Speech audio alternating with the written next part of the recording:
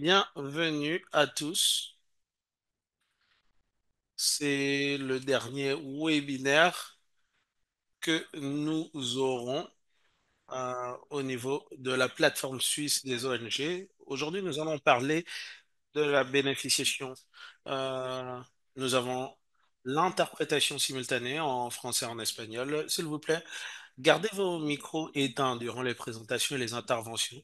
Vous pourrez toujours écrire vos commentaires et vos questions dans la section chat et nous pourrons nous pencher dessus. Bien sûr, il y aura une section questions-réponses et je vais demander aux intervenants de répondre aux questions auxquelles nous ne pourrons pas nous adresser directement dans la session chat. Alors, la session d'aujourd'hui, euh, elle sera modérée par Sophie Nguyen Koa, qui est à la coopération suisse à Helvetas, et je serai également là, moi-même, Arabella Filipona, d'XPR. L'agenda du jour, c'est le suivant. Si vous-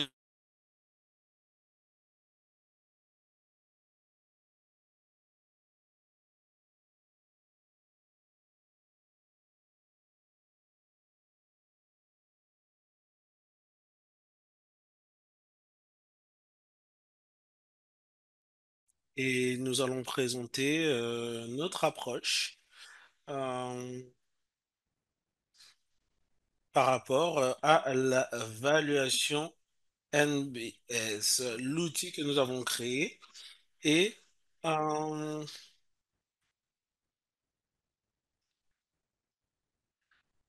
nous avons Iliam Goulamjanov, qui est le coordinateur est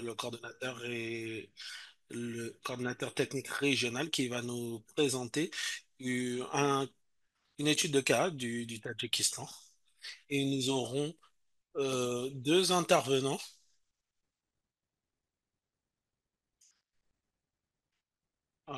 avec notre approche en perspective. Nous sommes heureux d'avoir avec nous Yanina Schnick, qui est chargé de projet à l'équipe politique et droit économique de l'ISD. Et nous avons Nidhi Nagabatla, qui a plusieurs casquettes. Elle est professeure et chercheuse. Elle est également au cluster pour la coordination pour la nature, le climat et la santé à l'Université des Nations Unies. Et nous remercions déjà tous les intervenants aujourd'hui pour leur soutien, leur assistance et leur participation à ce webinaire. Et je suggère que nous puissions nous lancer dans le vif du sujet. La question avec laquelle on voudrait commencer. Qu'est-ce que l'évaluation des solutions fondées sur la nature en, en, en bref? Qu'est-ce que ça signifie pour vous? Je vais demander à Ilrold de commencer. Merci. Merci. Je pense que c'est une bonne question. Ma réponse, elle serait basée sur mon expérience ou notre expérience dans la mise en œuvre des SFN et dans notre contexte. Je pense que les SFN, c'est un outil assez important, très très important d'ailleurs, pour faire en sorte que les ressources et les utilisateurs de ressources puissent repenser à leurs pratiques actuelles. Ça peut changer euh, la perspective des investissements dans les SFN pour la durabilité et à l'avenir et la gestion des ressources naturelles. Donc, en gros, c'est ce que je peux dire. Merci. Merci, merci, Ilham. Je vais donner la parole Yanina, notre prochain intervenant. Merci. Je pense que de l'expérience de l'ISD, pour moi, l'évaluation des SFN ou la valorisation des SFN, c'est faire en sorte que la valeur soit concrète et visible euh, pour essayer de la décrire de manière concrète. Et après, je dirais que c'est un outil pour la prise de décision, la conception de projets et la mise en œuvre de projets. Et puis, ça peut aider à encourager les investissements dans les SFN. Donc, cela pourrait aider à l'intégration des SFN dans la prise de décision. Merci, merci Yanina pour le partage de votre compréhension. Et donc, nous avons notre dernier intervenant. Nidi, si vous pouviez dire quelque chose. Bonjour à tous. Je vais juste ajouter quelque chose. Pour moi ou pour nous, aux Nations Unies, les SFN, c'est un outil plurifonction. On peut voir la valorisation dans les trois piliers de la durabilité économique, écologique, qui est vraiment ancré dans le concept, mais également social. Donc, l'évaluation, nous voulons voir la dimension sociale, l'inclusion et l'équité ou l'égalité, et puis bien sûr un outil pour la réduction de risques de catastrophe et euh, renforcer la résilience climatique. Merci, merci à tous les intervenants d'avoir partagé votre définition ou votre vision de ce qu'est la valorisation ou l'évaluation des solutions fondées sur la nature. Ça nous donne euh, une idée assez complète de ce que ça représente. Donc, c'est un outil. C'est un outil pour la prise de décision, pour faire en sorte que la valeur des SFN soit beaucoup plus visible et concrète. Euh, pour faire en sorte de repenser nos pratiques et un outil de prise de décision pour les investissements à l'avenir. Et pour obtenir quelque chose qui ne valorise pas simplement la dimension économique, mais également l'analyse économique, mais avoir une vision complète, donc en prenant en compte même la dimension sociale. Merci. Merci vraiment aux intervenants de nous avoir offert ces différentes perspectives. Pour moi, en ce qui me concerne, c'est une approche complète qui euh, considère les différents coûts, la viabilité économique des SFL.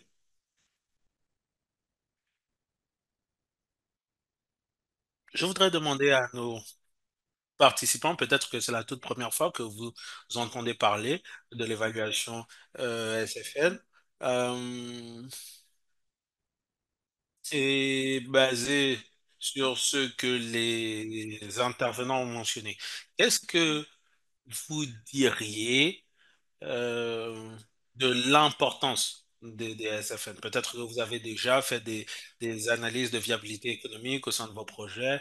Peut-être que cela vous a aidé dans l'orientation et la mise en œuvre de vos projets. Qu'est-ce que vous pensez euh, être l'avantage de l'évaluation des SFN? Pourquoi est-ce que vous pensez que c'est important? Euh, Allez sur le Mentimeter et partagez avec nous euh, ce que vous en pensez. Pourquoi est-ce que vous pensez que l'évaluation SFN est importante?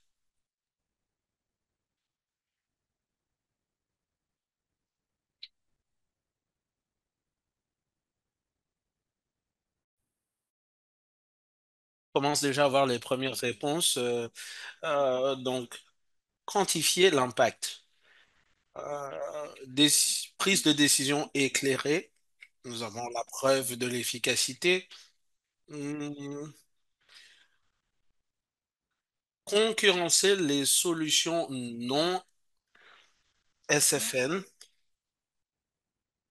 offrir des éléments factuels, Les propositions ou les requêtes de financement, budgétisation, euh, je vois évidence ou preuve, oui. Euh, Très bien, très bien. Planification future, euh, s'assurer de la durabilité, très bien, très bien. Euh, Garantir la durabilité, oui, oui, oui. Des points très importants qui sont euh, en harmonie avec ce que nos intervenants ont déjà mentionné un peu plus tôt.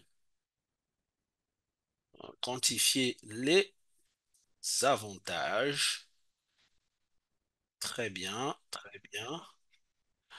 Assister à la priorisation, euh, avec une pléthore d'options d'adaptation, que choisir? Merci pour tes contributions, elles sont très utiles. Sur ce, j'espère que nous avons une idée basique de ce que l'évaluation SFN représente, ce que c'est, pourquoi c'est important. Et je voudrais euh, donner la parole à ma collègue Sophie pour qu'elle nous présente euh, des projets de développement dans l'évaluation SFN. Merci. Bonjour à tous. Bienvenue de ma part. C'est un plaisir d'être co-hôte de la session et je vais commencer par vous présenter le manuel de la plateforme des ONG suisses pour le soutien à l'évaluation, à la promotion de solutions fondées sur la nature dans les projets de développement pour l'élaboration de résilience climatique et de catastrophes. Alors, pourquoi est-ce qu'on a besoin d'évaluer ces SFN? Les raisons clés, c'est que il y a généralement un manque d'éléments factuels sur la manière dont les SFN euh, sont comparés aux solutions hybrides ou grises. Et les investissements sont assez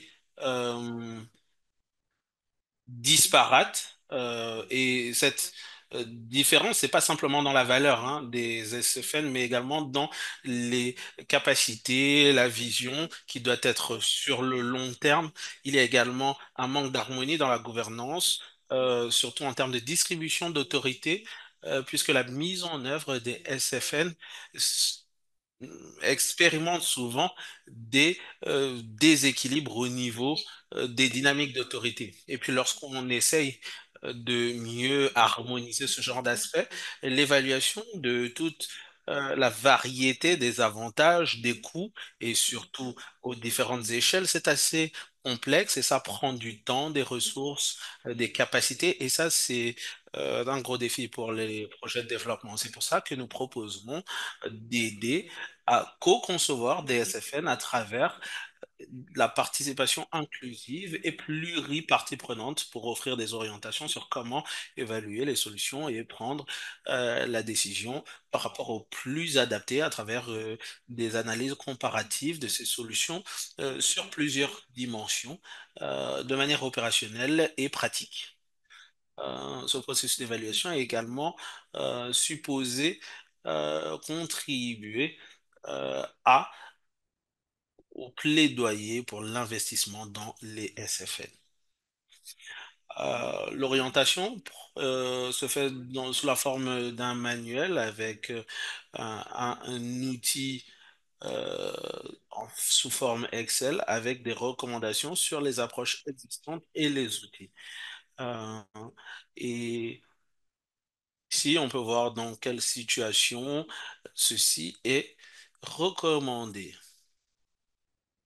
pour minimiser euh, le temps et les coûts supplémentaires. Nous incluons l'étape à deux, l'évaluation à deux étapes, qui peut être euh, aisément. Donc, vous avez deux étapes, le diagnostic du système et ensuite l'étape de l'évaluation. Et puis, vous avez la planification, le suivi et l'évaluation. Donc, on, on se focalise sur l'étape d'évaluation, donc l'identification des avantages, des coûts et la priorisation des solutions. Suivant. Alors, l'étape de valorisation, vous avez les solutions vertes, grises et hybrides dans les trois ou les différentes dimensions économiques, sociales, environnementales, gouvernance et résilience climatique et catastrophe. Donc, chaque dimension est évaluée à travers trois critères clés, avantages et coûts. Donc, pour le social, euh, la cohésion sociale, les pratiques traditionnelles et culturelles. Ensuite, vous avez les coûts. Est-ce que les personnes sont marginalisées, la division des communautés, le potentiel pour conflit et bien sûr, impact sur les traditions. Donc, impact de 0 à 3 pour les avantages, 0 s'il n'y en a pas, 3 pour si c'est très avantageux, et de 0 à -3 pour les coûts, et -3 pour le coût le plus élevé. Euh, En bas, vous verrez que par défaut, chaque dimension a un coefficient de 1, mais ceci peut être réduit si une dimension est moins importante que les autres. Par exemple, économique, l'avantage par rapport aux aspects sociaux. Ensuite, vous avez le coût ou le score total euh, développé un peu plus tard par Elam. Dans la plupart des SFN, bon, agroforesterie, la forestation, la reforestation, la revitalisation des euh, rives, et puis bien sûr les barrages proches des agglomérations rurales. Donc vous pouvez voir les coûts et les avantages. Euh, Suivant.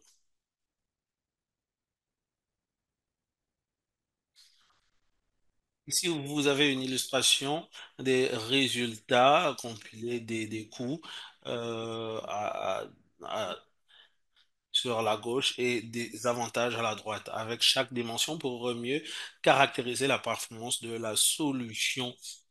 Et en bas, vous avez une représentation toile d'araignée, euh, et vous avez la solution à gauche, l'agroforesterie, et euh, à droite, vous avez un barrage.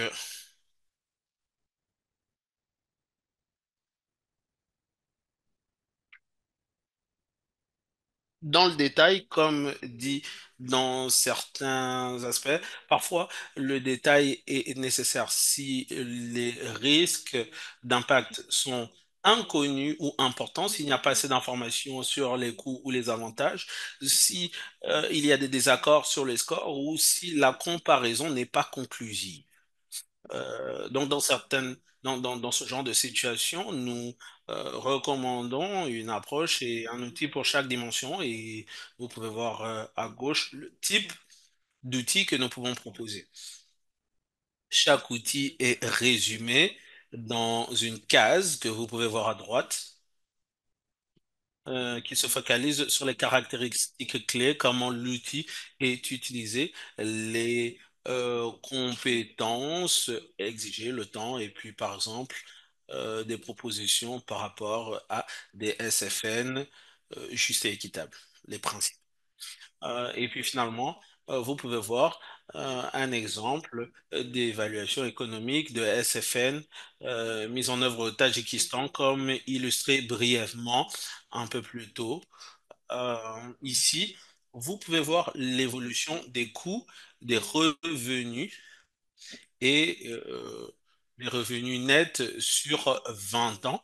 Et vous pouvez voir la période de remboursement qui commence après 9 à 10 ans avec des profits qui sont bien plus positifs après 20 ans.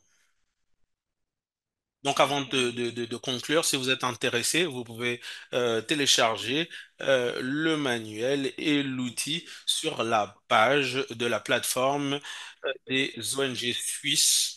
En gros, c'est ma présentation.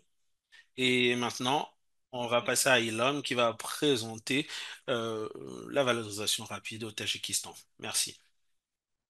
Bonjour à tous.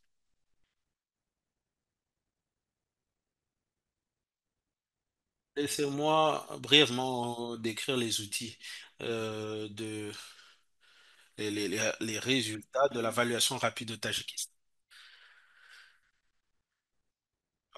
Nous avons pris un exemple, le cas d'un projet euh, au Tadjikistan avec le projet de gestion de ressources hydrauliques nationales. Un projet qui avait commencé euh, dans la mise en œuvre de la gestion des bassins versants avec un accent sur les SFN. Euh, et l'objectif, c'était d'améliorer la gestion des ressources naturelles avec pour objectif ultime la résilience aux catastrophes naturelles et climatique. Donc, le projet pilote, nous avons sélectionné Aksu, qui est l'un des bassins versants. Le projet avait commencé dans ce bassin versant et pendant plus de 10 ans, euh, des solutions fondées sur la nature ont été testées dans cet environnement. Donc, c'était un très bon moment pour mener des essais, faire la collecte d'éléments factuels. Et comme vous pouvez le voir, un bassin versant qui est très très propice aux catastrophes naturelles à cause de facteurs anthropogéniques, déforestation à grande échelle causée par l'utilisation inadéquate des ressources euh, agraires par les communautés. Donc, c'est dans ce bassin versant que nous avons mené des projets pilotes avec de nouvelles méthodes où on essayait de faire en sorte d'amener à l'utilisation de gestion des ressources de bassin versant, ce qui était assez novateur pour les communautés locales et les parties prenantes associées. Suivant.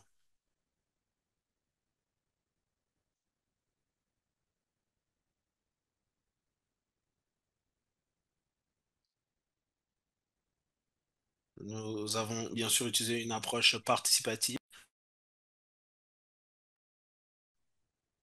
Selon la méthodologie, le projet commence par une analyse détaillée du contexte du bassin versant. Donc, on fait une évaluation de la zone pour identifier les problèmes, les préoccupations et ensuite pour cette valorisation accélérée, nous avons conservé cette approche avec des échanges avec les parties prenantes locales et devons bien sûr, ceci nous a permis d'identifier les avantages et les coûts, et ça a été euh, bien pour nous de mettre en œuvre, de voir les résultats, et de voir si les SFN pouvaient être couronnées de succès et convaincantes. Nous avons également eu quelques défis à relever, parce que depuis le début de l'intervention dans ces bassins versants, la mentalité locale allait plus dans le sens de solutions grises. Les communautés n'avaient pas de compréhension des méthodes SFN, par exemple. Euh, Si certaines communautés sont souvent victimes de catastrophes, les solutions pour elles, euh, ce serait, par exemple, de renforcer les rives ou le rivage autour des cours d'eau. Si il n'y a pas assez de ressources hydrauliques, très souvent, ce serait d'installer euh, des solutions sur le court terme. Donc, c'était assez complexe d'évoluer dans le contexte local. Et c'est là où on a essayé, bien sûr, de fournir des preuves et des éléments factuels aux parties prenantes locales. Et ça nous a aidé également de travailler ensemble pour trouver les solutions les plus avantageuses pour les locaux et leur écosystème. Ici, c'est juste pour résumer avec les exemples, avantages, coûts et avantages des solutions considérées. La reforestation passive était une solution. Donc, nous avons identifié les coûts avec les parties prenantes et les revenus, ou plutôt les avantages. Donc, vous voyez plus que les coûts allaient plus dans le sens de l'entretien, de la construction euh, et euh, essayer de voir les types de considérer les types d'avantages que vous pouvez tirer de ce type de solution sur la nature. Suivant. Alors, des exemples concrets, hein. Euh, Nous avons sélectionné ces deux initiatives, ces deux mesures.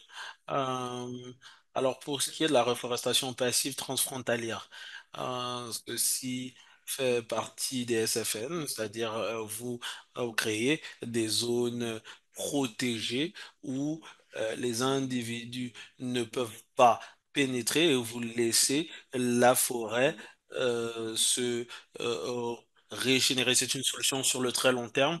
Nous avons essayé de le faire dans un contexte transfrontalier, euh, parce que le bassin versant est entre le Tadjikistan et le Kirghizistan. C'est l'un des facteurs clés qui fait en sorte que c'est également très très complexe de gérer la situation et de gérer ce bassin versant de manière intégrée. Nous avons analysé les coûts et les avantages. Vous pouvez voir sur la gauche les coûts et en vert à droite les avantages. Selon les différents piliers, vous pouvez juger le ratio, le taux entre coûts, avantages. Ensuite, le développement agroforestier, un effort de reforestation, mais en permettant aux éléments et aux parties prenantes locales d'utiliser les ressources locales pour cet effort, ce qui aide à réduire l'érosion des sols sur les pentes. Et vous pouvez voir un ratio assez similaire entre les coûts et les avantages. Euh, je voulais même ajouter que, ce qui concerne l'agroforesterie, selon les populations et les communautés à qui nous sommes adressés, c'est l'une des solutions qui a été les plus appréciées par les utilisateurs. Donc, le niveau de réplication, de duplication et d'expansion de la zone agroforestière est allé au-delà de nos expériences. Suivant.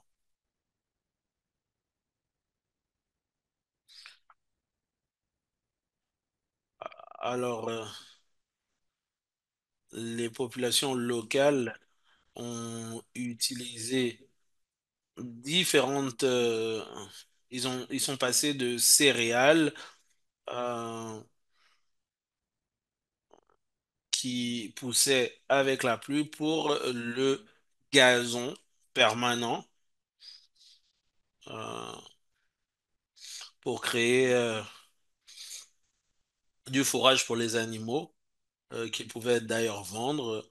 Donc, ça protège même les sols de l'érosion plutôt que lorsqu'ils étaient en train de cultiver les terres. Et ils ont vraiment, à ce moment-là, ils dépendaient beaucoup moins des précipitations qui sont assez faibles dans la zone. Et ça, c'est un effort assez, une méthode assez convaincante qui a été appréciée par les populations.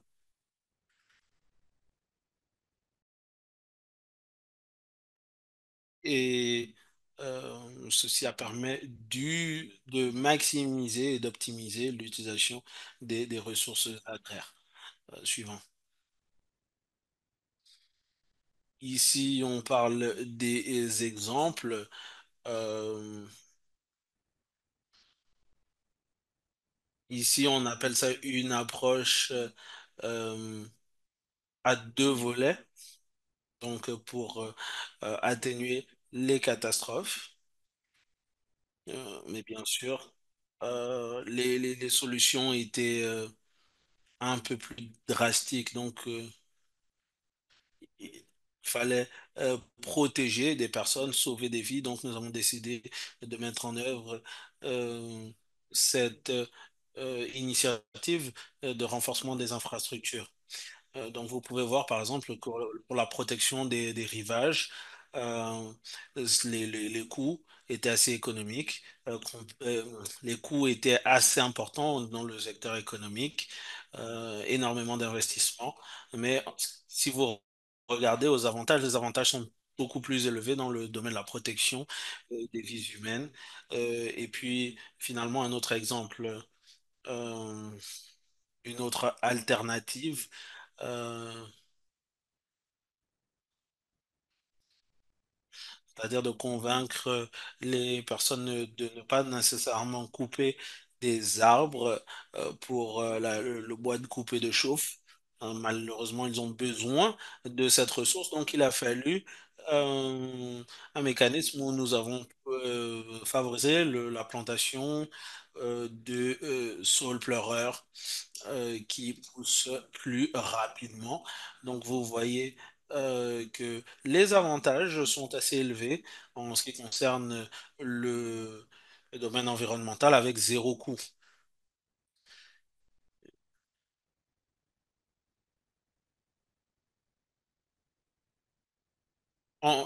Brièvement, alors suivant. Juste quelques mots par rapport aux défis à relever, aux enseignements tirés. Comme je l'ai mentionné, l'un des défis, c'était l'état d'esprit très traditionnel au niveau du Tadjikistan. Euh, les parties prenantes sont vraiment focalisées sur les solutions euh, infrastructurelles avec euh, le fait également qu'il y a un manque d'enregistrement des données de suivi ou d'encouragement et d'incitatif pour les parties prenantes à faire le suivi et à prendre les données. Donc, si on parle des membres de communauté, il y a pas de mécanisme ou de mécanisme d'analyse. La plupart des ressources, elles sont réactives. Donc, il y a pas vraiment cet état d'esprit analytique, ces exercices d'analyse, de suivi. On ne pense pas nécessairement des années à l'avance pour certaines pratiques. Donc ça, c'est l'une des difficultés. Pour ce qui est des enseignements tirés, les leçons apprises, euh,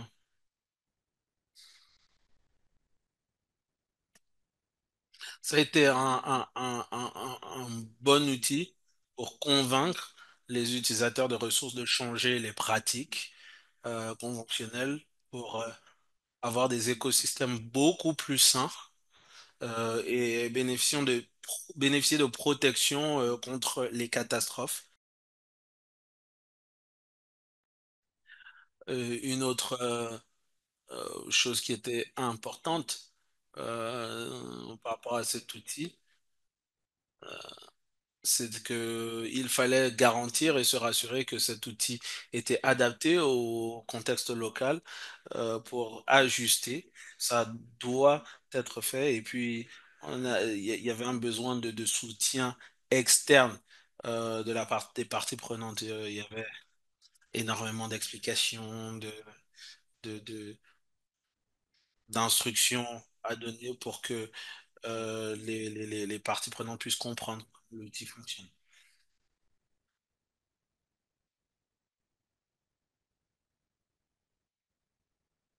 Et puis, bien sûr, la gouvernance doit être bien coordonnée pour les bassins versants et les secteurs liés à la réduction de risques de catastrophes et autres.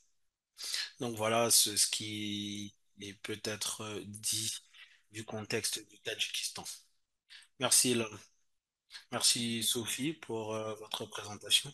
Je voudrais également mentionner ici, Ilham, nous sommes très heureux que vous ayez été si ouvert à la collaboration pour cette évaluation, pour le projet pilote, pour avoir été notre euh, rat de laboratoire, hein, pour nous aider à prouver et à obtenir des éléments factuels.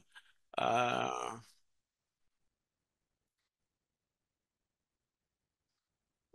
c'est bien que vous ayez de l'expérience pratique. Euh,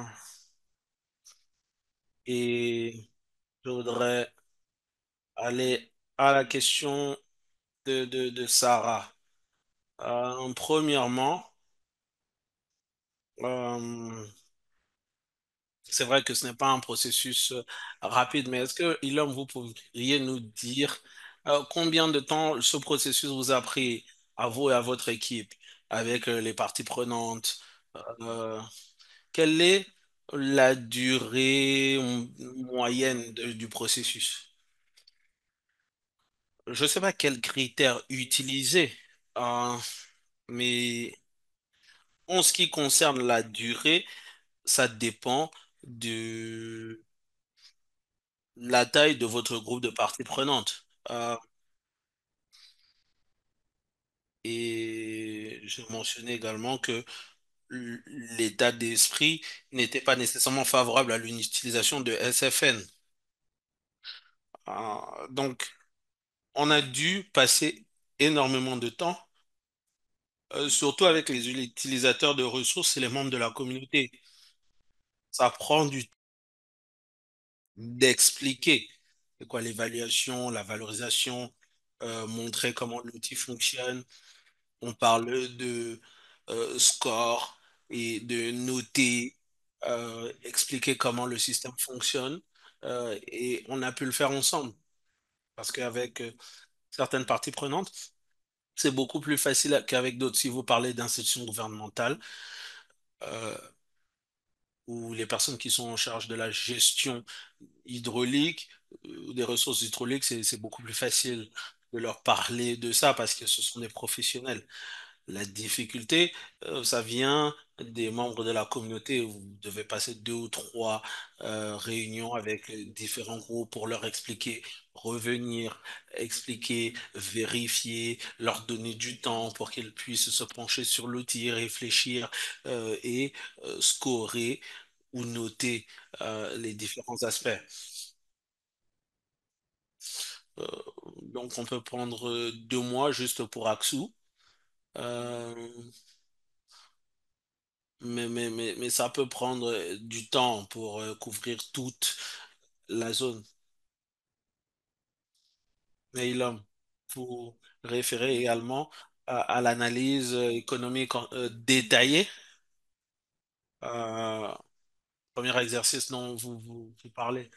Si on parle peut-être des ateliers pour l'évaluation rapide, peut-être qu'il y a besoin de sensibilisation auparavant, mais si vous parlez juste de l'atelier pour parcourir l'outil Excel ou le fichier Excel, combien de temps vous pensez que ça prend? Ça peut prendre. Je pense que ça peut prendre une semaine. Une fois que vous expliquez le tableau, vous revenez et vous essayez de vérifier les résultats. Donc, en gros, une semaine maxi. Merci. Merci d'avoir partagé ceci. Je vois que Sarah a obtenu la réponse qu'elle recherche. Je voudrais qu'on puisse considérer la question de Nicole, que je pense être pertinente. Elle demande, est-ce que l'évaluation permet euh, de faire en sorte que les chiffres financiers apparaissent plutôt que les coefficients? Par exemple, la faisabilité ou l'étude de faisabilité GCF ou pour la mise en œuvre NAP. On a besoin de termes financiers. Est-ce que-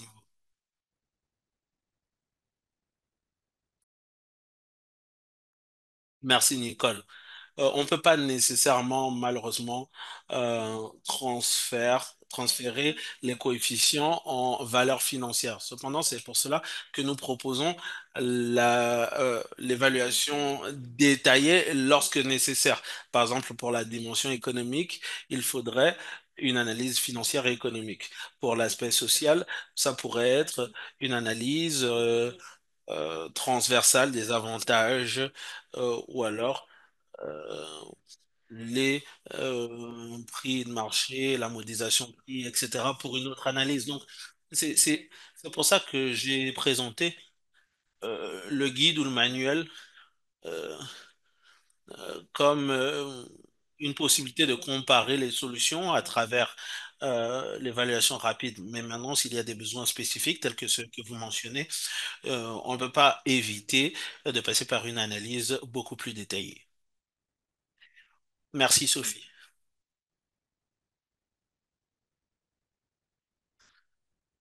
Au sein de notre outil, effectivement, nous avons des coefficients pour différentes catégories.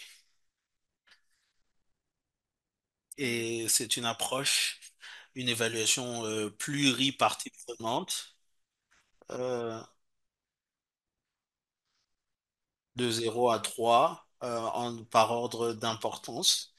Donc, on n'a pas nécessairement besoin d'entrer les chiffres ou les valeurs financières dans cet outil. Euh, c'est supposé être une première étape dans les étapes et les phases de projet où, par exemple, les chiffres financiers pourraient ne pas être disponibles. Mais ça vous permet d'identifier des lacunes, des défaillances que vous pourriez avoir, des informations qui manquent. Ça pourrait être économique, ça pourrait être social.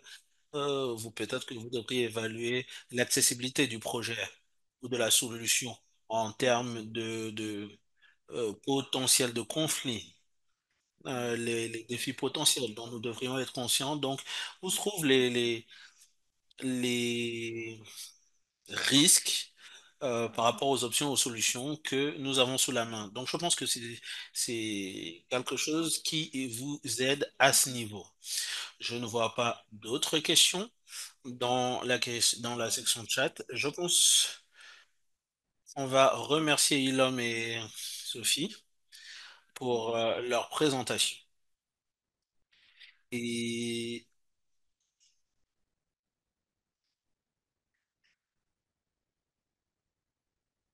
l'équipe LVTAX Expert a fait beaucoup de travail dans ce domaine au Tadjikistan. Et nous espérons que votre travail pourra grandement bénéficier de ce projet au sein de ce contexte. Donc maintenant, je voudrais que nous puissions passer à la deuxième partie de notre webinaire. Nous voudrions euh, mettre l'approche de la plateforme et des ONG suisses en perspective et nous avions déjà présenté nos experts, Yanina Schnick de l'ISD et Nidhi Nagabatla de l'Université des Nations Unies.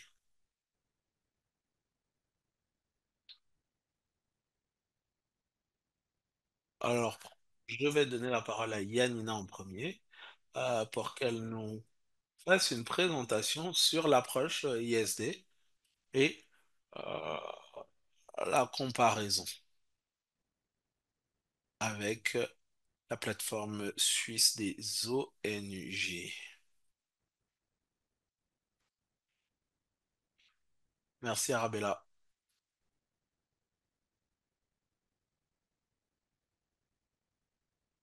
Peut-être qu'on va rester là pendant quelques minutes. Je vais d'abord présenter la méthodologie qui a été développée par l'ISD et surtout le centre euh, pour les ressources à l'échelle mondiale. Nous appelons ça une analyse intégrée des avantages et des coûts. Donc, on commence avec une approche traditionnelle que nous intégrons avec des avantages supplémentaires avec les coûts. Donc, des solutions fondées sur la nature. Donc, l'avantage de cette approche, c'est que nous essayons de reconsidérer la question dans le chat, c'est-à-dire les valeurs monétaires, la valeur ajoutée, donc économique, sociale, environnementale, les différents aspects qui sont les piliers. L'ISD a appliqué cette méthodologie dans environ 50 projets à travers 24 pays dans le monde depuis 2021. Donc, nous l'avons appliqué à différents cas et je vais expliquer un peu plus en détail comment ça marche et on va voir où sont les points communs avec l'outil d'évaluation rapide. Ici, on peut voir l'approche que nous avons adoptée avec la méthodologie SAVI. Donc, il y a une approche qualitative et quantitative. Premièrement, la première approche, elle est qualitative. La première étape, vous considérez le projet avec toutes les parties prenantes qui sont impliquées dans le projet et qui sont impactées par celui-ci. On a développé un diagramme de boucle de causalité. C'est une carte qui identifie les moteurs de changement, les impacts autour des SFN et comment il y a un lien. Donc, c'est différentes flèches avec différents aspects. On fait ça ensemble avec les co-concepteurs et les co-créateurs de et les personnes impliquées. Et cette cartographie nous informe sur la partie quantitative du modèle. Euh, qui est soit basé sur Excel, ou alors ça peut être un modèle de dynamique des systèmes et avec des indicateurs du projet qui sont calculés hein, et des équations qui sont formulées pour que les données et les hypothèses que nous avons trouvées dans le contexte du projet puissent être réentrées dans cette interface. Et puis ensuite, nous prenons en compte les différentes données. Nous prenons en compte les données climatiques, l'analyse spatiale, la revue documentaire, pour comprendre les différents aspects dans le contexte. Différents aspects tels que euh, les emplois, les indicateurs socio-économiques, la séquestration carbone, la qualité de l'air. On essaye d'y attacher une valeur financière pour obtenir une image beaucoup plus claire. Une fois que toutes les données sont rassemblées dans le modèle, eh bien, nous avons une analyse euh, davantage intégrée dans le scénario. Donc, très souvent, par exemple, on comparerait le projet avec un scénario alternatif où, par exemple, nous considérons une solution verte, une solution grise ou alors une solution hybride. Et on essaye d'avoir un taux avantage, coût-avantage euh, ou avantage-inconvénient pour considérer l'impact du S7. Ici, j'ai essayé de décrire la comparaison avec l'outil d'évaluation rapide. Et je pense que vous aurez remarqué de la présentation précédente qu'il y a énormément de points communs dans les catégories d'évaluation. Parfois, on considère des aspects similaires, social, environnemental, climat, économique, et c'est également basé sur un système. Donc, je pense qu'il y a également en commun la co-création et garantir le fait que les communautés soient incluses dans les évaluations et que ce sont des outils importants dans l'assistance à la conception de projets et à détermination de solutions fondées sur la nature. Je pense également qu'il y a une certaine complémentarité entre les deux outils, comme nous l'avons vu dans les précédentes présentations. L'évaluation peut nous donner des informations aux différentes échelles et nous, on peut effectivement donner des valeurs financières au niveau des avantages. Donc, ça pourrait être complémentaire en ce qui concerne la démonstration de la perception qualitative, quantitative, qui sont difficiles à démontrer avec des chiffres. D'une certaine manière, cela peut nous aider à valider l'un ou l'autre et on peut prendre les conclusions de l'outil d'évaluation rapide et utiliser celle-ci pour complémenter les conclusions de sa vie pour coordonner et collaborer. au résultat. Très souvent, une évaluation détaillée, lorsqu'on considère les valeurs financières, c'est inévitable. Donc, l'outil d'évaluation rapide, c'est une première étape avant d'aller dans des analyses beaucoup plus poussées. Et à ce moment-là, ça pourrait vous aider, vous pourrez aider à offrir des données euh, supplémentaires qui pourraient être analysées en aval. Et pour la communication, ma perception, c'est que l'outil d'évaluation rapide, c'est assez accessible hein, pour les communautés, pour les partenaire de mise en œuvre qui peut aider dans la prise de décision. Maintenant, la méthodologie SAVI, bien sûr, notre outil est de devenir un outil de prise de décision pour les partenaires de mise en œuvre, les communautés, pour comprendre la valeur des interventions dans lesquelles ils sont impliqués et qu'ils soutiennent. Mais également, cela joue un rôle avec les participants et les législateurs pour les données et la triangulation des analyses pour faire en sorte que ce soit compréhensible et accessible. Une chose que nous faisons pour encourager cela, c'est certaines formations que nous offrons surtout dans l'évaluation SAVI qui est en accord avec la formation. Et l'IST organise un programme live où nous formons toute personne professionnelle, partie prenante financière, législateur, à utiliser cette analyse triangulée. C'est un programme live qui commence en octobre, qui est complètement gratuit et ouvert au public pour s'assurer que ce sont des connaissances qui ne tarissent pas et qui soient accessibles, compréhensibles et expliquées dans le détail pour que d'autres personnes puissent appliquer ces méthodes à l'avenir. Je vais m'arrêter là et je suis à votre disposition pour toute question. Merci, Yanina.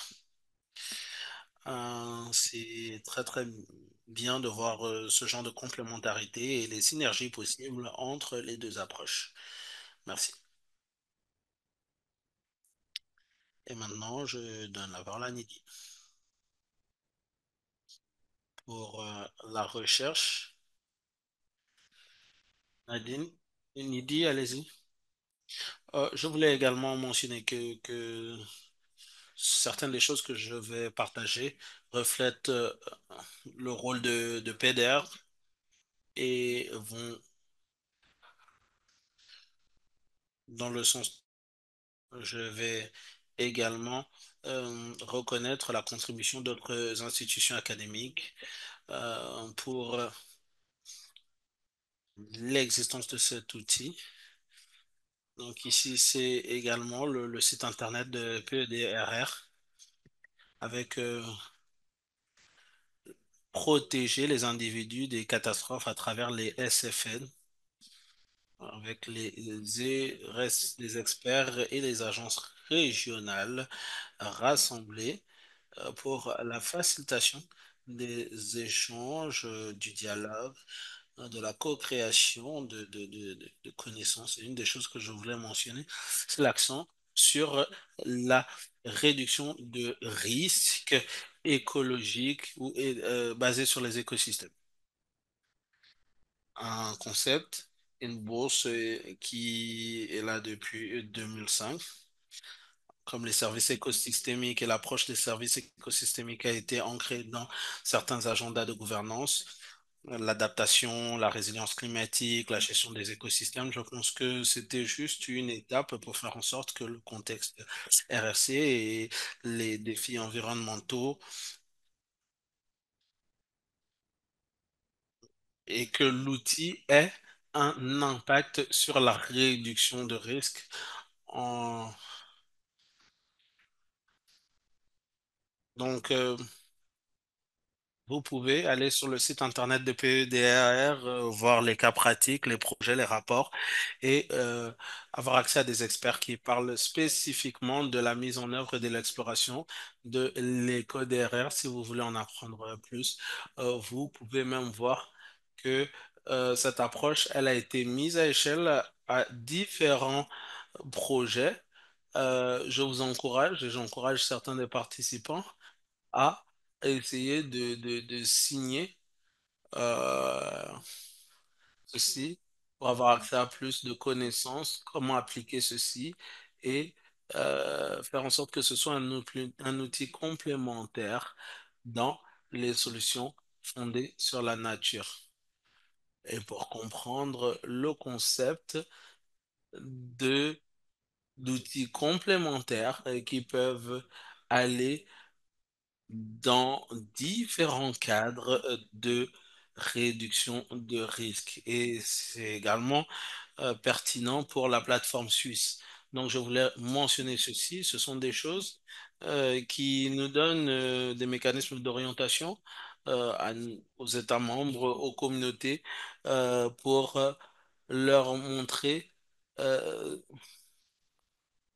ce qui est en harmonie avec leur contexte. Alors, juste différentes publications. Euh, il y a bien sûr les solutions fondées sur la nature pour l'eau, basées sur la production de connaissances de différents secteurs. Ici, c'est le secteur de l'eau, et également des événements climatiques extrêmes avec une grosse empreinte hydraulique. Et ensuite, bien sûr, l'amélioration des SFN dans la gestion des eaux, du risque climatique.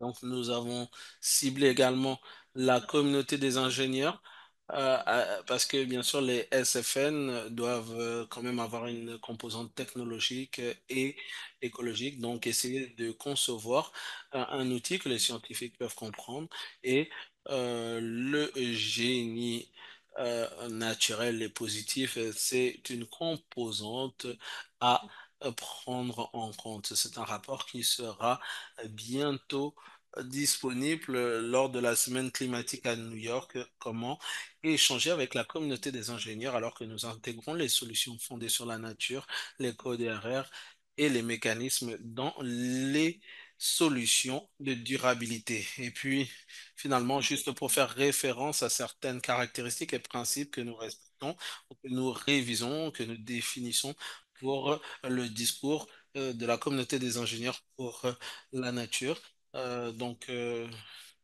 Ajouter de manière claire l'évaluation de la valeur, les analyses de coûts-avantages, c'est quelque chose de standard, mais des discussions inclusives et nous expérimentons ceci avec la communauté des ingénieurs, mais cela s'applique à différents secteurs et à différentes solutions fondées sur la nature.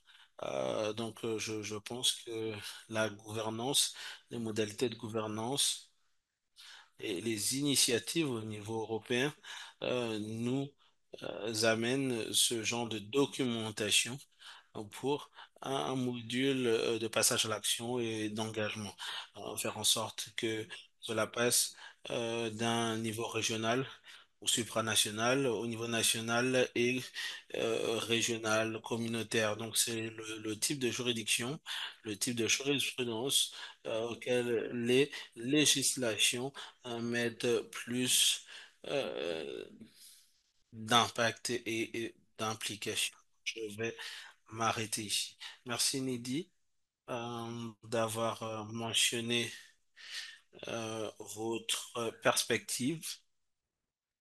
C'est très très utile pour comprendre ce qui se passe.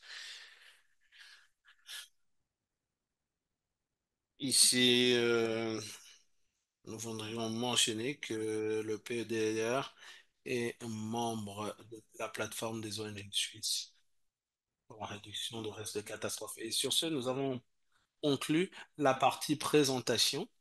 de notre webinaire et nous voudrions passer à la section questions-réponses que nous avons préparée pour vous parce que nous avons encore du temps et ce serait bien d'aller un peu plus dans le détail des aspects sociaux. Donc, vous pourriez euh, écrire vos commentaires, vos remarques, vos préoccupations et vos interventions dans la section chat. Et avant que je n'obtienne des questions, moi-même, je voudrais poser une question à Yanina et Nid. On a déjà un peu parlé de l'aspect de la quantification, euh, c'est-à-dire les chiffres euh, et l'inclusion de chiffres financiers, de valeurs monétaires. Mais vous avez mentionné que vous avez parlé des avantages sociaux, des coûts sociaux. Comment est-ce que on peut opérationnaliser tout ceci?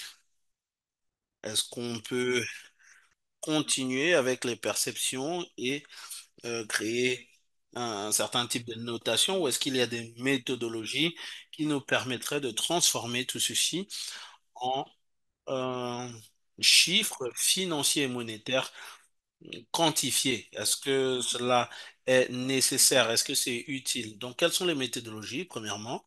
Et est-ce que c'est vraiment nécessaire au final? Qui voudrait se jeter à l'eau? Yanina ou Billy? Moi, je peux. Alors, je pense que en ce qui concerne la manière dont nous procédons, nous avons une certaine technologie qui nous permet d'obtenir les chiffres finaux basés sur les données ou sur des estimations. Donc, tout dépend du projet, du contexte, par rapport à la disponibilité des données que nous pouvons utiliser pour les calculs.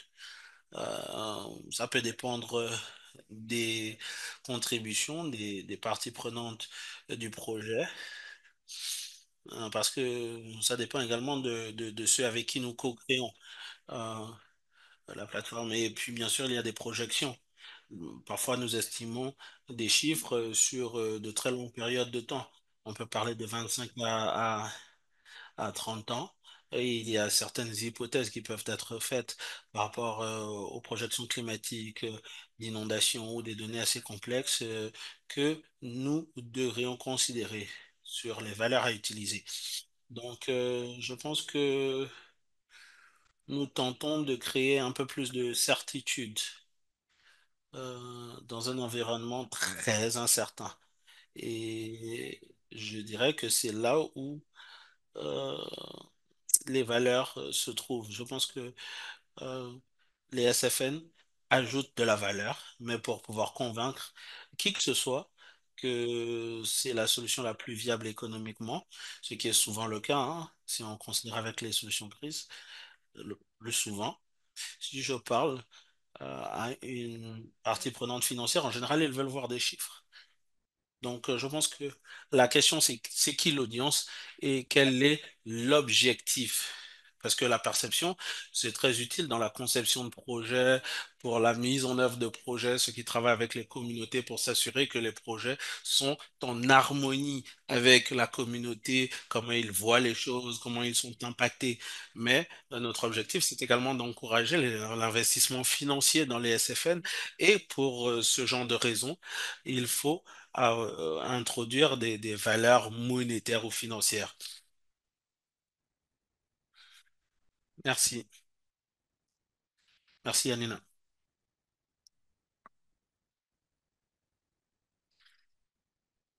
Euh, je peux ajouter deux ou trois choses. De la perspective académique, nous sommes arrivés à la conclusion que le CBA ou l'analyse avantage-coût ne peut pas euh, être utilisé de la même manière avec les différentes parties prenantes. Nous ne devons pas utiliser ça comme une baguette magique.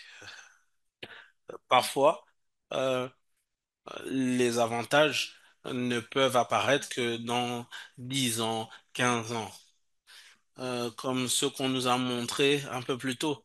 Ce sont des périodes assez longues et nous devrions le dire d'emblée. Et très souvent, c'est théorique.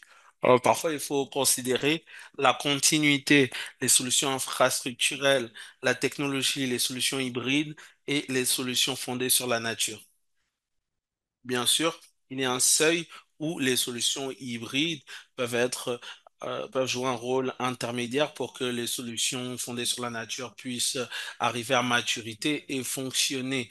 Donc, ce sont des choses que nous enseignons et avec lesquelles nous travaillons pour faire en sorte que le spectrum de la transition soit pris en compte. Et puis, nous devons bien sûr intégrer les solutions fondées sur la nature dans la documentation de différentes agences multilatérales dans leurs objectifs, leurs cibles, pour avoir un peu de mobilité, de souplesse financière. Et cela devient la voie pour la mobilisation d'investissements enfin, dans la durabilité. Parce que l'investissement durable parle souvent de long terme. Ça peut s'aligner ou s'harmoniser. Et puis une chose par rapport à l'intervention pour les SFN, c'est que nous devrions rechercher les PPP, des modèles de partenariat public-privé, parce qu'on ne peut pas dépendre du financement public. Si nous avons des PPP pour chaque euh, euh, hectare de terre, par exemple, le secteur privé voudrait garder euh, certaines proportions. Donc, ils investissent un peu d'argent pour les solutions fondées sur la nature et cela devient une solution, cela devient une euh, proposition de valeur dans le domaine de l'immobilier. Donc, les modèles PPP peuvent garantir que les SFN puissent être appliqués sur le long terme. Et avec les membres PEDR, euh, il y a assurance pour la nature et la nature pour l'assurance. Et encore une fois, ceci va dans le sens de prendre en compte la dimension sur le long terme euh, qui font partie de voies de durabilité pour nos agendas respectifs. Merci, Nidhi.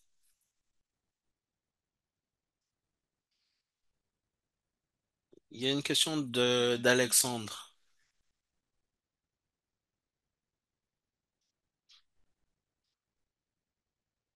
Ici, nous avons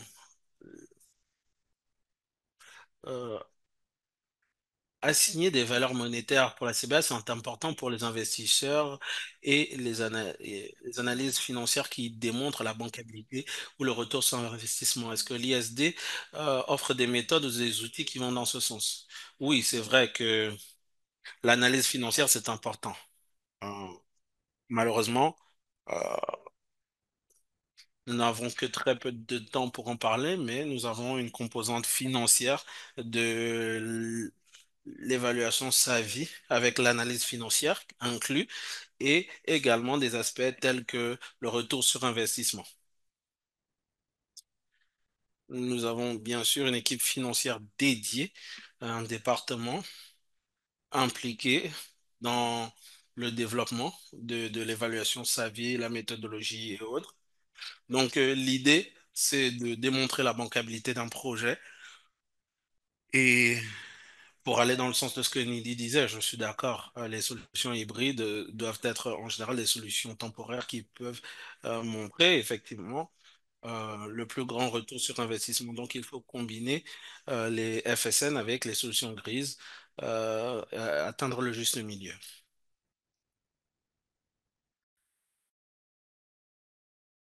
Merci Yanina et mentionne l'importance Je pense que nous pouvons tous voir que la connaissance locale et la prise de décision locale est plus importante pour les SFN. Alors, si nous voulons euh, faire en sorte de transmettre ceci,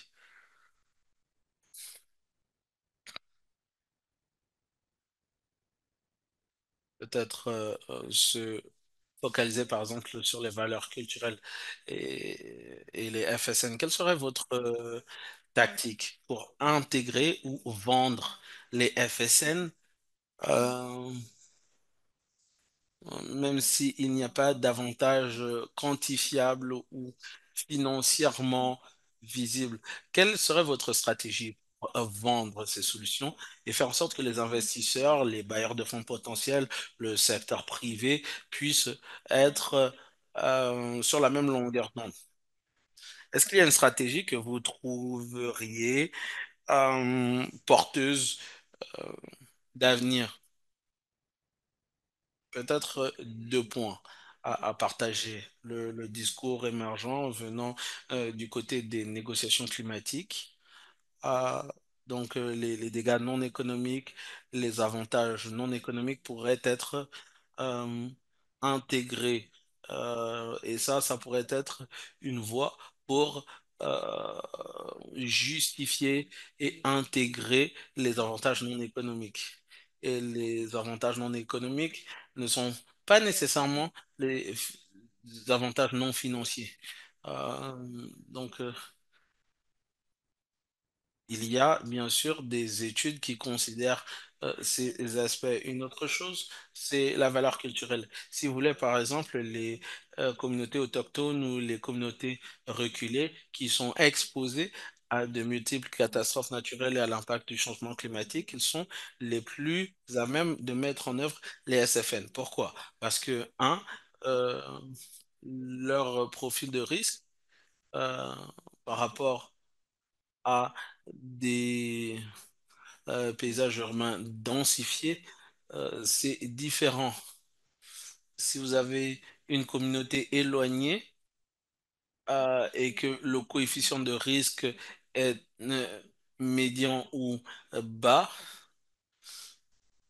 eh bien à ce moment-là, si vous avez un modèle, une simulation, une modélisation, à ce moment-là, on est capable de euh, contrecarrer le facteur de risque par euh, individu. Euh, donc, il y a énormément de potentiel pour adoption parce qu'ils recherchent des solutions fondées sur la nature, parce que la nature n'est pas simplement une ressource, c'est également un style de vie dans ces milieux. Donc, c'est beaucoup plus acceptable dans ces milieux.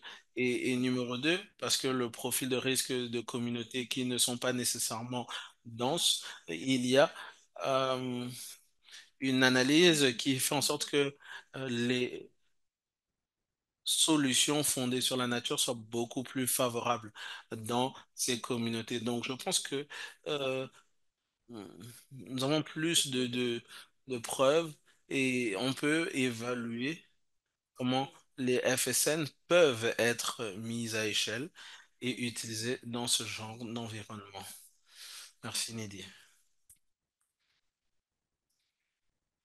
Peut-être ajouter deux ou trois choses par rapport à la formulation de messages qu'on utilise avec le gouvernement et avec les parties prenantes dans le monde financier. Très souvent, on utilise l'analogie de euh, la partie visible de l'iceberg. Donc, on considère d'abord les coûts d'investissement, la difficulté des FSN, mais ici, il faut essayer de détailler les coûts évités, mais également les choses supplémentaires qui sont créées. Par exemple, les emplois créés, essayer de calculer combien de personnes seraient employées dans la mise en œuvre de FSN, éviter les dégâts aux infrastructures liés aux inondations, éviter les inondations. euh, éviter ou avoir un impact sur la pollution des eaux.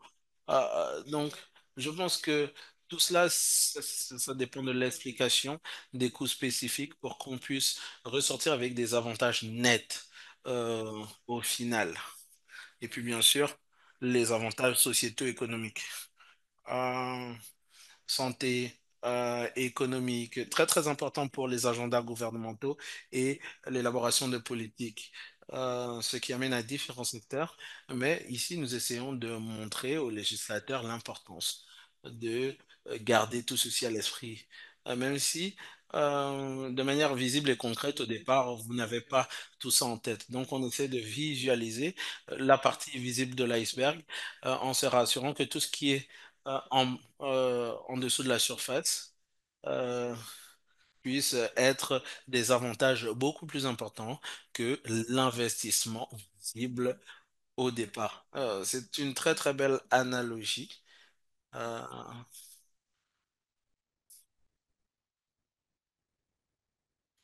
En tant qu'ONG, que les communautés peuvent faire plus dans la visualisation de la partie visible. Il y a une question de Bouddha. Euh,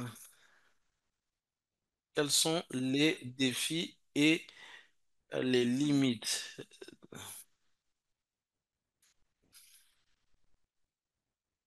Euh,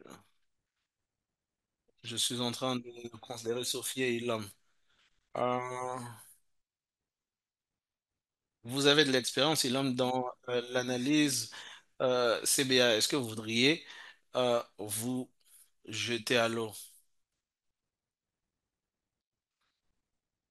Quels sont les défis et les limites de l'analyse CBA? Et c'est vrai, j'avais mentionné qu'il y a beaucoup de défis. Euh, L'une des clés, ce sont les statistiques, la disponibilité des données et des statistiques dans la plupart des cas. Et puis, des cas. Et puis, bien sûr, l'état d'esprit. L'état d'esprit, parce que c'est difficile de faire en sorte que les personnes euh, se lancent dans ce type d'analyse. Il faut prendre le temps d'expliquer et de faire comprendre aux populations. Et pour cela, d'ailleurs, c'est une analyse qui doit être menée. Euh, Mais c'est un exercice qui peut aider à modifier, à changer les opinions, les états d'esprit,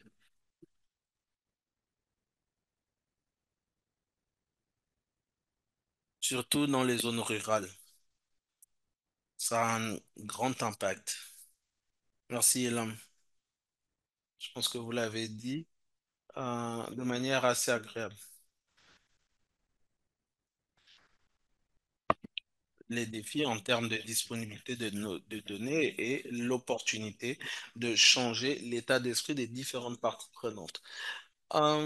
Peut-être que pour compréhension générale, dans le soutien bien sûr du GIZ, pour mener euh, une analyse CBA détaillée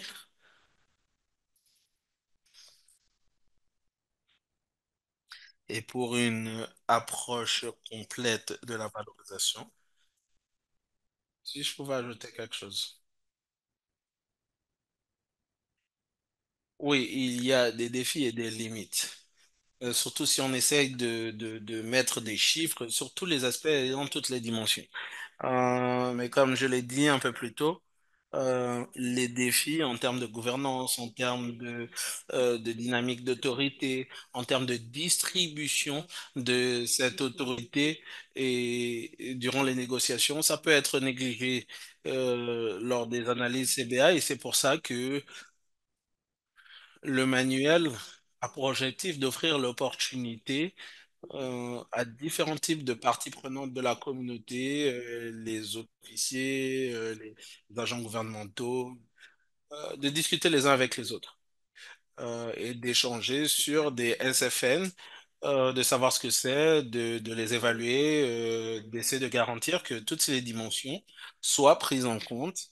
euh, et ça ne peut pas simplement être quelque chose de satisfaisant totalement et de totalement quantifié, mais l'objectif clé, c'est d'arriver à un consensus sur ce qu'il convient de faire, quelles sont les solutions adéquates à l'avenir et comment les mettre en œuvre avec l'accord de toutes les parties autour de la table. Nous pensions que c'est un aspect qui était très important pour pouvoir arriver à la durabilité de mesures mises en œuvre.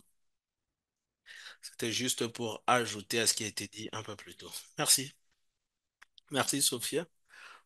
Euh, je vois qu'il n'y a plus d'autres questions dans la section. Oh, il y a Modon qui demande quelles sont les stratégies pour échanger avec le secteur privé et euh, la manière de gérer la mobilisation de la communauté pour les SFN dans les zones exposées à la sécheresse. Est-ce que l'un des intervenants voudrait répondre à la question de Modon? Peut-être deux ou trois choses à dire hein, dans le travail avec le secteur privé, parce que les modèles PPP, je pense qu'il pourrait y avoir plus de politique, plus d'incitation qui pourraient être offertes pour, par exemple, une fiscalité verte pour le secteur privé qui travaillerait à des initiatives liées à la durabilité. Ce sont des choses assez disparates si elles pouvaient être formalisées. Euh, avec des crédits fiscaux, des avantages fiscaux parce que vous investissez dans quelque chose de durable. Je pense que si on faisait quelque chose si on allait dans ce sens de système, les PPP devraient devenir une option pour la mise à échelle de SFN. Au niveau communautaire, nous avons de bons exemples. Au niveau du Bangladesh, par exemple, de microfinancement. Ils ont donné des financements verts aux communautés pour mettre à échelle et amplifier les avantages. C'est vrai qu'il n'y avait pas nécessairement toutes les incitations, mais vous avez des incitations de récompenses qui pourraient être des subventions de la municipalité ou gouvernementale. Donc ça, ce sont des points d'entrée pour faire en sorte que que son concept puisse arriver à opérationnalisation. Malheureusement, c'est vrai qu'il n'y a pas de plan directeur qui pourrait faire en sorte que nous puissions le faire, mais je pense que nous devrions cataloguer les bonnes pratiques pour une orientation euh, de cette composante. Merci, Nidi. Juste pour la mobilisation communautaire. Je pense que ce que Nidi a dit en termes d'incitation, c'est très, très judicieux. Dans mon rôle à l'ISD, à la tête de projet pour les solutions fondées sur la nature en milieu urbain, on parle par exemple d'une zone euh, exposée aux sécheresses. De mon expérience, je pense que très très souvent, c'est une problématique de montrer la valeur dans la mise en œuvre et la participation à l'initiative. Donc il faut prendre du temps, par exemple, euh, et se détourner d'activités génératrices de revenus. Et ça a un impact sur les personnes qui veulent participer à la mise en œuvre de SFN. Donc, il faudrait que ça ait de la valeur ajoutée ou de la valeur immédiate. Donc, il faut que quelque chose, il faut que ce soit, euh, il faut que ça en vaille la peine pour la communauté de participer et que les services écosystémiques, qu'il soit, donc dans la création d'emplois et autres, il faudrait que on puisse garantir que les personnes puissent conserver leurs moyens de subsistance et ne viennent pas participer à leurs dépens à l'élaboration ou à la mise en œuvre de SFN pour leur communauté. Merci, Yanine. C'est exactement la conclusion que nous avons atteint hier lors du webinaire. Les avantages sont important. Merci d'avoir ajouté ceci. Boudep, euh, j'espère que vous aurez la question en ligne. Nous avons presque fini avec notre session et je voudrais demander à nos intervenants une ou deux recommandations. Une recommandation à nos collègues ou à notre audience. Quelle serait votre recommandation clé pour vos partenaires de mise en œuvre pour l'évaluation SFL? Qu'est-ce qui est faisable pour les ONG? Quel type de composantes vous prenez en considération? Très brièvement, je voudrais commencer avec Nidi. Je pense que c'est un pont entre le secteur privé et les populations. Donc, si vous pouvez offrir orientation, assistance, soutien et aide en tant qu'ONG pour les solutions SFN adaptées à des réalités locales, c'est déjà du très bon boulot. Excellente idée. Yanina,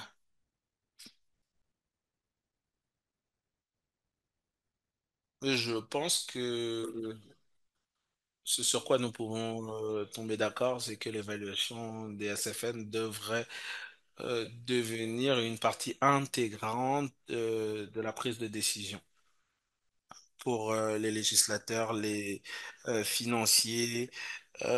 Il faut intégrer tout ceci dans les processus le plus tôt possible. Si, Anina. Ilham,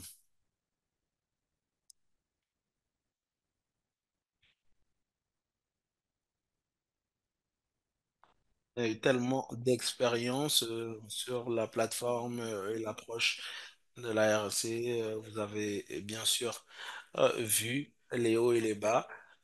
Et en pensant à l'évaluation SFN et aux collègues dans d'autres contextes, quelle serait votre recommandation? La recommandation, ce serait que cet outil soit l'un des outils clés, euh, que ce soit dans... Parce que les participants vont demander qu'est-ce qu'ils y gagnent. Et pour moi, en tant qu'ONG ou en tant que professionnel, c'est un très bon outil pour les levées de fonds, la mobilisation de ressources et pour travailler avec les communautés en les aidant à comprendre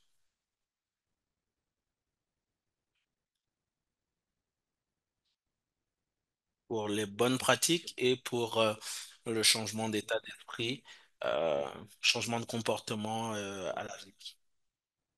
Disons que cela doit être un outil universel pour les activités des ONG. Merci. Merci, Elon. Et Sophie, si vous pouvez conclure. Merci. Merci. Merci à tous. Merci à tous les participants pour ces discussions et ces contributions hier. J'ai entendu que les SFN devrait être un pont et pas une case. Et c'est là où nous essayons de bâtir des connexions entre les secteurs, les dimensions, les individus et les disciplines. Et j'espère que c'est ce que vous allez retenir de cette session. Euh, les ponts et non des cases. Merci. Merci, merci Sophie. Plus grand-chose à dire. Un grand merci à tous nos intervenants et à l'audience pour vos contributions et pour les questions que vous avez euh, posées. Je vous souhaite le meilleur. Considérez nos produits, l'outil d'évaluation SFN et rejoignez-nous, connectez-vous. Et ceux qui sont en Suisse, vous pouvez venir vendredi après-midi à notre événement. Et pour la communauté en ligne, c'est notre dernier webinaire de cette session d'apprentissage. Merci d'avoir été avec nous. Nous sommes impatients de vous revoir à d'autres webinaires. À bientôt.